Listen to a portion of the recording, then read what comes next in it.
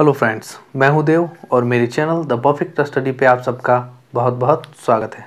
Friends, आज हम लोग शुरू करने वाले हैं जियोग्राफी में। टॉपिक है एटमॉस्फेयर, वायुमंडल। जैसा कि आप लिखा हुआ देख रहे होंगे और इसी को हम लोग थोड़ा सा अच्छे से जानेंगे कि क्या होता है वायुमंडल, कैसे बनता है, वायुमंडल किस किस चीज़ से मिलकर बनता है, उसमें कितना लेयर होता है। इस चीज़ को आज हम लोग अच्छे से जानेंगे। और आप इस चैनल पर नए हैं तो चैनल को लाइक करें, सब्सक्राइब करें और फ्रेंड में शेयर करें। चलिए हम लोग आगे देखते हैं। देखिए, वायुमंडल जो एटमॉस्फेयर है वो मेनली 4 पार्ट में बटा हुआ है। 4 पार्ट क्या क्या है? ट्रोपोस्फेयर है, स्ट्रेटोस्फेयर है, मेसोस्फेयर है, थर्मोस्फेयर है। ट्रोपोस्फेयर को कहते हैं क्षोभ मंडल, स्ट्रेटोस्फेयर को समताप मंडल, मेसोस्फेयर को मध्य मंडल। और देखिए ये 0 डिग्री यहाँ से मतलब ये सी लेवल है।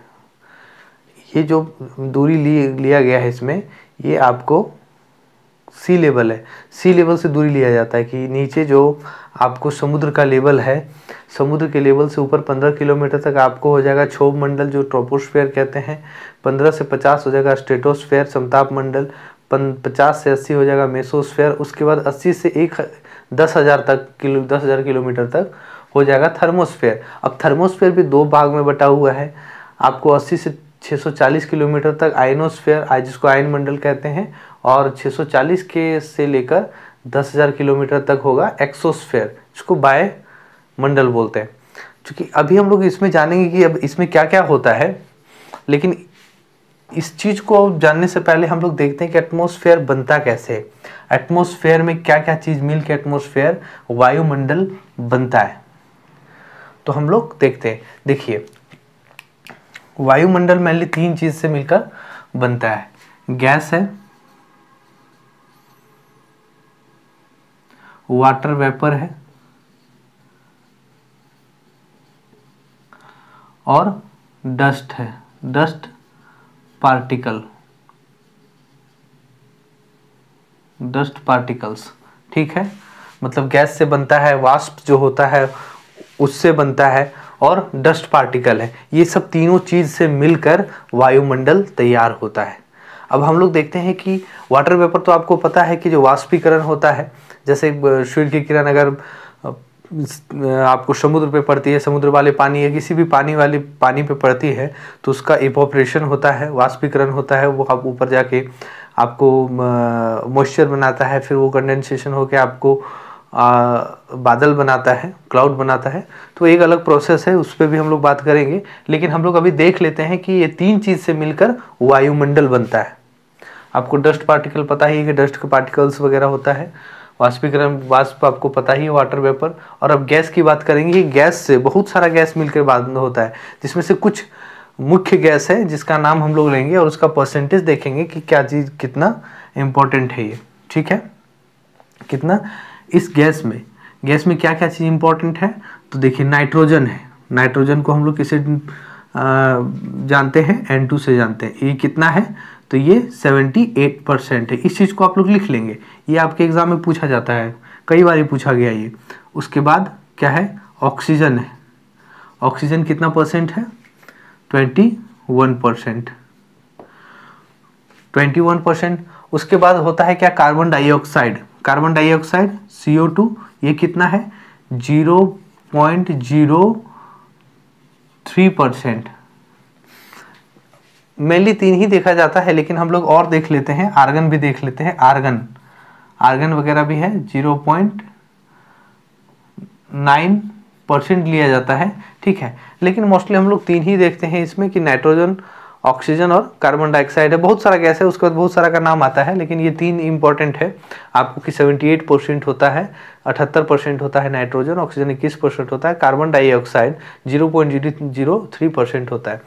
अब चूंकि हम लोग इस पर बात कर चुके हैं कि ये क्या है, ये है आपको, ये चीज़ आपको गैस में इतना सारा चीज़ आता है, गैस में और सारा चीज़ें इंपॉर्टेंट, ये 3 ही है। उसके बाद ये वाटर वेपर है जो वाष्प होता है, और डस्ट पार्टिकल है। मतलब ये 3 चीज़ से मिलकर वायुमंडल बनता है। ठीक है, 3 चीज़ से मिलकर वायुमंडल बनता है। आप ये चीज़ देख लिए। अब एग्जाम में ये बताने का मतलब हुआ कि वायुमंडल कैसे बना, और दूसरा कि आपको ये पता होगा कि वायुमंडल में क्या कितना है। ये 3 इंपॉर्टेंट है। ये आप देख लिए कि कैसे वायुमंडल का निर्माण होता है, कैसे वायुमंडल बनता है, क्या क्या चीज़ उसमें होती है। आप जो गैसेस वगैरह देखें, आप उसको लिख लें कितना कितना % होता है।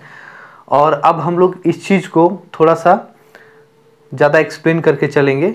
और देखिए इसमें एक आपको लेयर बताने के लिए बताया गया है कि सबसे नीचे का क्या होता है, उसके बाद का क्या होता है, उसके बाद का क्या है और उसके बाद का क्या है, कितना कितना किलोमीटर पे ये है। ये आपको बताने के लिए इस तरह से लिखा गया है। अब इसमें थोड़ा थोड़ा हम लोग और जानेंगे कि हर मंडल, हर लेयर पे क्या क्या होता है।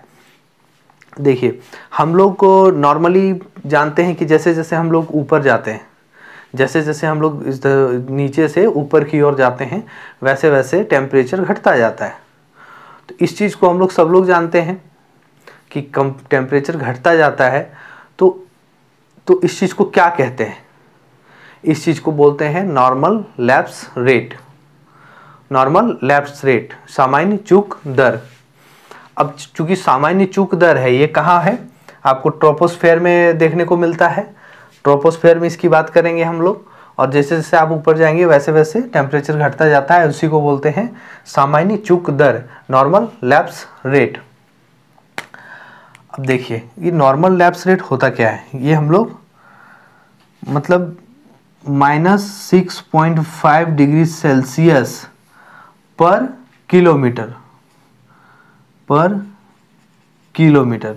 इसी को कहते हैं नॉर्मल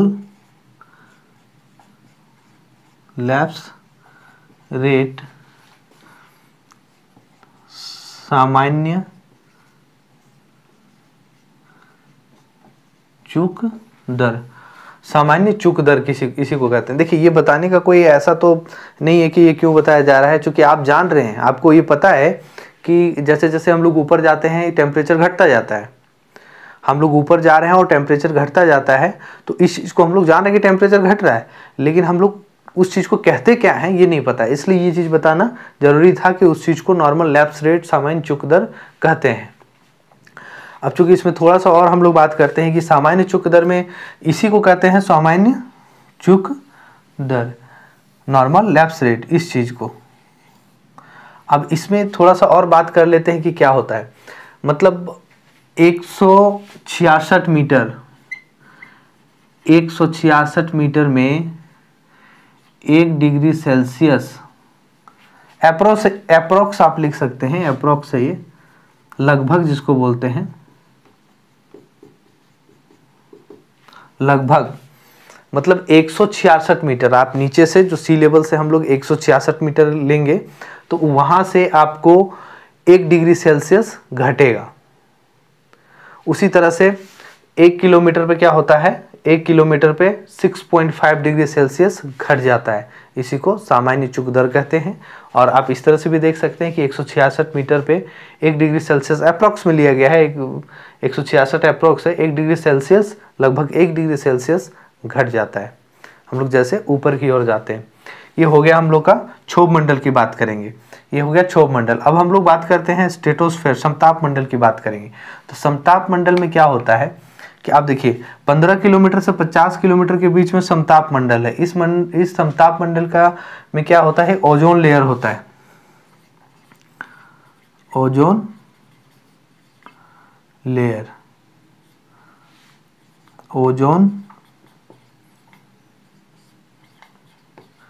ओजोन परत होता है।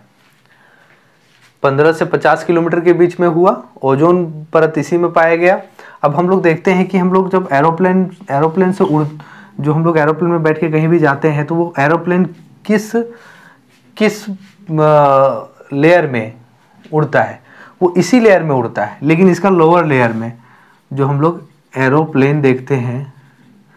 लेकिन ये क्या है कि ये जो 15 किलोमीटर है और 15 किलोमीटर के जस्ट ऊपर वाला जो ये वाला पार्ट है, तुरंत ऊपर वाला पार्ट, उसी में ये एरोप्लेन उड़ता है, क्योंकि इसके नीचे जस्ट क्लाउड होता है, इसके नीचे क्लाउड होता है, बादल होता है, तो जस्ट उसके ऊपर वाला पार्ट में एरोप्लेन उड़ता है। ऐसा नहीं कि हम लोग अगर इस पार्ट में ले ले तो 15 से 80 किलोमीटर के बीच में, 50 किलोमीटर के बीच में, तो ऐसा नहीं है कि ये 15 किलोमीटर से 50 के बीच में है, मतलब ये जाके 45 किलोमीटर में उड़े, ऐसा नहीं है। ये है आपको 15 किलोमीटर तक ये रेंज है आपको क्षोभ मंडल का, और ये जस्ट इसके ऊपर वाला थोड़ा सा, इसके थोड़ा सा ऊपर, मतलब कह सकते हैं कि समताप मंडल के सबसे नीचे वाले भाग में ही एरोप्लेन फ्लाई करता है। ठीक है, अब हम लोग देखते हैं मेसोस्फेयर, जिसको मध्यमंडल बोलते हैं। ये बहुत ही ठंडा वाला आपको लेयर है। ठीक है, ये इसको सबसे, हम लोग इसको कोल्डेस्ट लेयर बोल सकते हैं।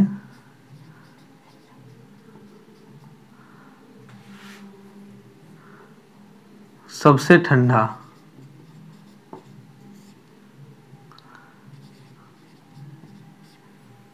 सबसे ठंडा होगा ये। अब इसमें बात करते हैं कि मेसोस्फेयर में क्या होता है। आप देखते होंगे उल्का पिंड गिरता है, आप देखते होंगे कभी कभी आप रात में अगर बाहर में गर्मी के दिनों में सो रहे हैं और आप ऊपर की ओर देखते हैं तो उल्का, चूंकि आप इस लेयर पे आप खुली आंखों से नहीं देख सकते हैं, लेकिन रात का टाइम है और उसका चमक इतना है कि ये आपको उल्का दिख जाता है गिरते हुए, तो वो इसी लेयर में गिरता है आपको मध्यमंडल, जिसको आप मेसोस्फेयर बोलते हैं। तो इसी में आपको उल्का गिरता है। ठीक है, अब हम लोग बात करते हैं थर्मोस्फेयर का। थर्मोस्फेयर मतलब 80 किलोमीटर से 10,000 किलोमीटर तक होता है। देखिए ये दो भाग में बटा हुआ है, 80 किलोमीटर से लेकर 640 किलोमीटर, या कहीं आपको 600 किलोमीटर लिख देगा, या 610-20 किलोमीटर ऊपर नीचे कहीं कहीं होता है। लेकिन ये देखिए आपको 80 से 640 किलोमीटर के बीच में ये अलग स्फेयर नहीं है, ये थर्मोस्फेयर का ही दो भाग है, एक्सोस्फेयर जो बाह्य है और आयनोस्फेयर जिसमें आयरन ज़्यादा पाया जाता है। आपको 80 से 10,000 के बीच में, तो 80 से 640 के बीच में आयनोस्फेयर है, आयन मंडल। ठीक है, इसमें क्या होता है ना कि इसमें आपको इलेक्ट्रिक चार्ज पार्टिकल जो होता है ना उससे ज़्यादा होता है, जो इलेक्ट्रिक चार्ज पार्टिकल होता है वो ज़्यादा होता है इसमें। ठीक है, और हम लोग अगर इसमें बात करते हैं सैटेलाइट की,